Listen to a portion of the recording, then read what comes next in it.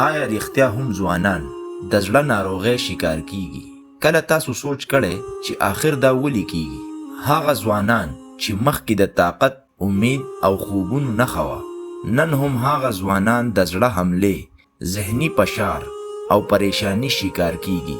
خاص طور پر زمونږ پاکستان او خیبر پختونخوا کې نن ډیر ځوانان د فکرونو او ټینشن نه ډک ژوند تیروي.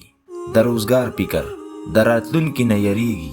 یو وایي زما به څه کیږي، د بچو مستقبل به څنګه وي، او بل طرف ته په کورونو کې د ورونو ترمنځ جګړې، حسد، نفرت او وړې وړې خبرې. دا هر څه د ځوانانو زړونه کمزوري کوي. دوستانو، انسان یوازې د جسم نه نمري، کله کله ډیر فکرونه او غمونه هم انسان ختموي. نن سبا ځوانانو سکون د لاسه ورکړی. نن هر ځوان موبایل اخلي او د نور ژوند ګوري. چا یو نوی موټر اخیستی، بل بهر ملک ته تللی، بل یو لوی کور جوړ کړی. او څوک چې په سوشل میډیا دا هر څه ویني، نو هغه انسان خپل ځان کمزوری احساسوي. هغه وایي زه وروسته پاتې شوم، خو حقیقت دا دی هر انسان خپل وخت لري. په سوشل میډیا هر خوشحالي رښتیا نه وي. ډیر خلک یوازې په تصویرانو کې خوشحاله ښکاري، خو په اصل ژوند کې ډیر غمجن وي. د کور جګړې هم ځوانان ماتوي. نن په کورونو کې په وړو خبرو جګړې کیږي، ورور د ورور سره بدیږي، خلک د یو بل کامیابي نشي زغملی، حسد زیات شوی، او د دې هر اثر په ځوانانو کیږي.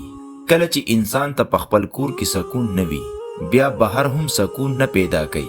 هر وخت غوسه، خاموشي او ډیر سوچونه، دا د انسان په زړه او صحت بد اثر کوي. نارینه دننه ډیر مات شوي وي.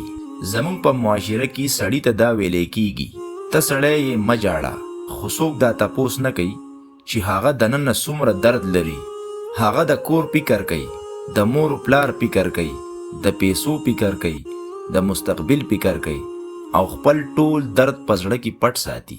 همدا خاموشه فشار یو وخت د زړه او صحت دپاره خطره جوړه شي. حل څه دی؟ دوستانو، ژوند دومره سخت مه جوړوئ چې ژوند کول هیر کوي. رزق الله ورکوي، راتلونکی د الله په لاس کې دی. تاسو یوازې کوشش وکئ او باقی په الله باور وکئ. هر شی ستاسو په اختیار کې نه دی، او همدا سوچ انسان ته سکون ورکوي. خپل زړه ته سکون ورکئ. هر ورځ لږ وخت د ځان دپاره پیدا کئ. د سحر نه وروسته خاموش کینئ، د الله څخه خبرې وکئ، خپل دردونه الله ته ووایئ. یقین وکئ کله چې انسان الله ته نږدې شي، نو زړه یې آرام شي. ښه کول زده کړئ. که چا در سره بد کړي وي، د ورور، دوست یا خپلوانو سره، نو زړه صفا کئ. کله کله بخښنه کول د خپل ځان بچ کول وي.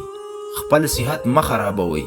د شپې ناوخته ویښ پاتې کېدل، هر وخت موبایل استعمالول، ورزش نه کول، هر وخت ټینشن اغستل، دا هر څه بدن کمزوری کوي.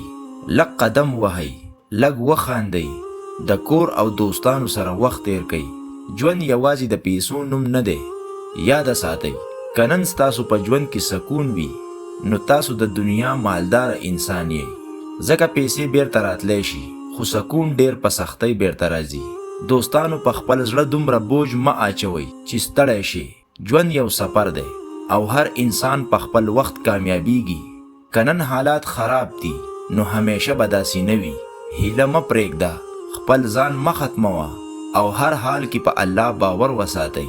یوه ورځ به ضرور راځي چې تاسو به شاته وګورئ او وایئ به شکر دی چې ما هار نه و منلی.